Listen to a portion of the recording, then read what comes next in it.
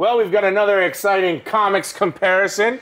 This week, we are going to discuss the fantastic Gotham's Riddler, played by Corey Michael Smith.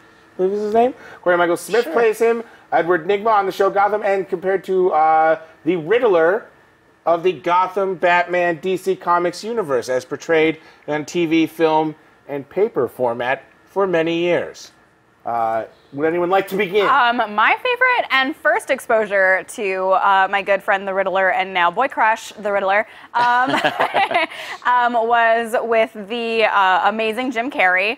And his portrayal of it, which I know is a little bit That was your first exposure to the Riddler? I was a little kid, and I loved it. I loved it so much. Sure. So I was super like, that's who he is. And then when I started to discover a little bit more about him and who he was in the comics, it was really interesting. He's always been a very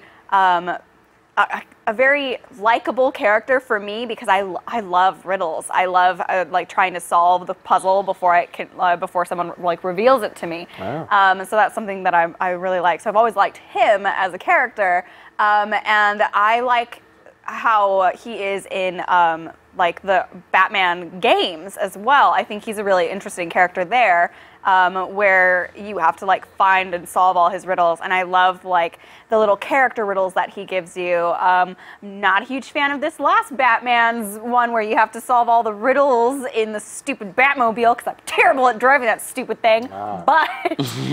But he's a really cool character, and I love his like psychosis about it. Sorry, I'm monologuing about the No, hey, sometimes the clips are a little, you gotta go for it. Mark?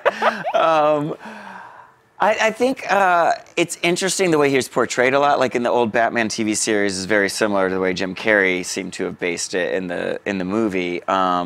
Is he's very like maniacal and laughing a lot, and I can't say that he was ever one of my absolute favorites because he was one that I never understood his motivation. Like I didn't know what was driving him, which is why I actually like the Gotham one a lot because I love the dual personality sort of thing.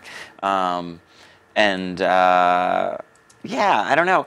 I mean, like most of the characters in the Gotham, in the Batman universe, there's so many different versions of them in the comic books. Sure. Like, I mean, just the Long Halloween, like that Riddler is very different, like, and very sort of reserved in his little suit and cane and like hat and fancy Riddler. He's like a fancier Riddler, which we've seen that similarly with Penguin, like from just being this weird freak to being like a mob boss.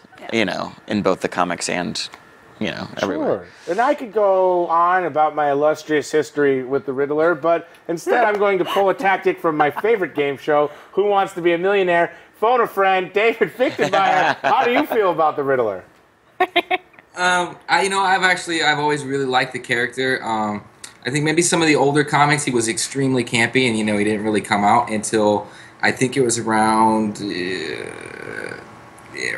800 in Detective Comics when Riddler really started to get interesting because that's when he really started to get crazy, and that's when he started to get the multiple personality, the psychosis, and all these. That's when he really became like a more intelligent Joker, so to speak.